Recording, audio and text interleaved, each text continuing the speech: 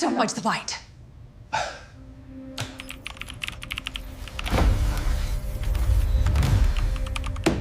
No, Emma, you didn't get humiliated.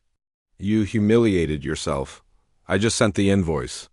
My name is Daniel Reed, 32 years old, a software engineer who spent nearly a decade building Henderson Solutions from nothing into a multi-billion-dollar powerhouse. And yes, the CEO was my wife. The woman who used to share ramen noodles with me in our cramped student apartment before we built a company together. The woman who promised, repeatedly, confidently, that once we stabilized, she'd add my name to the paperwork. Because we were partners in everything, turns out the only thing we were partners in was a lie I was too blinded by love to see. Emma had the name, the legacy, the family connections. I had the code, the systems, the actual product. But while she was out being photographed for Forbes, her face plastered across magazine covers like a queen of innovation, I remained invisible, the ghost in the machine she pretended didn't exist. I put up with it for years. Until the pen. Last Tuesday's S-Board meeting was like every other, a room full of executives who loved hearing themselves talk and took credit for everything they barely understood. Emma sat at the head of the massive glass table, barking orders with razor-sharp confidence. I sat near the door, the kid spot, the one given to people who matter just enough to attend, but not enough to be seen. Halfway through Q3 projections, Emma's platinum fountain pen, a pen that probably cost more than my car payment, rolled off the table. It stopped by my shoe. She didn't bend down. She didn't laugh it off. She didn't treat me like a husband. She treated me like staff. Pick it up. 2 words, no warmth. No recognition. Pure command. The room froze. Then came the laughter. First a snort from her assistant, then a cascade of chuckles from the board, then full-blown howling. It was the kind of laughter that sticks to your bones, the kind that rewrites a marriage in a single moment.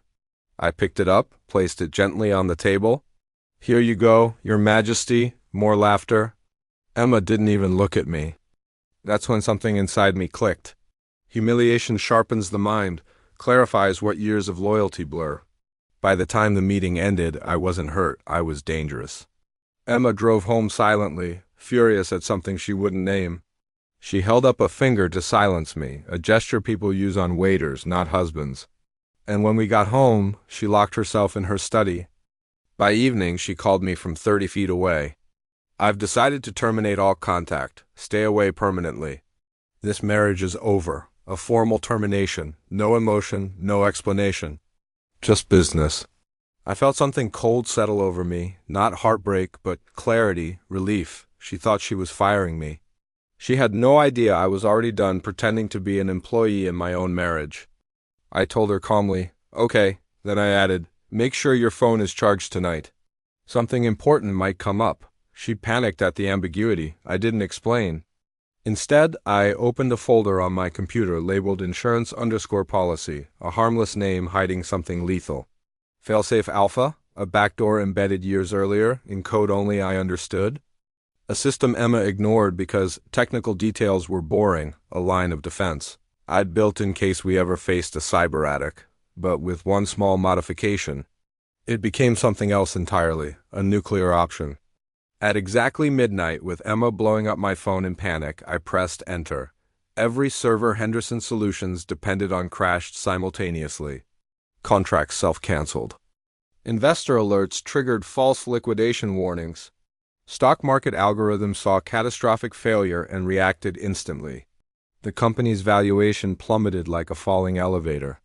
Within 20 minutes, a $3.2 billion empire became a $160 million liability. I watched the chaos unfold from my couch, beer in hand, while The Office played in the background, the fire drill episode, fittingly.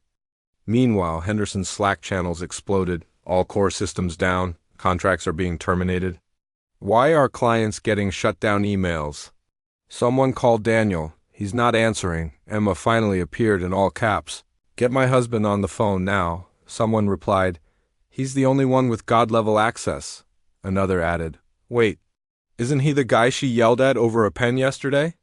I almost felt bad. Almost at 1 a.m., I posted one message to the main Slack channel. Maybe consider picking it up yourself next time. Then I revoked my access and closed my laptop. By morning, Henderson Solutions had lost 95% of its value. It made national headlines. Tech analysts called it the fastest corporate collapse in state history. I put on my best suit, the one Emma mocked for being too flashy, and walked straight into the burning building she still thought she controlled.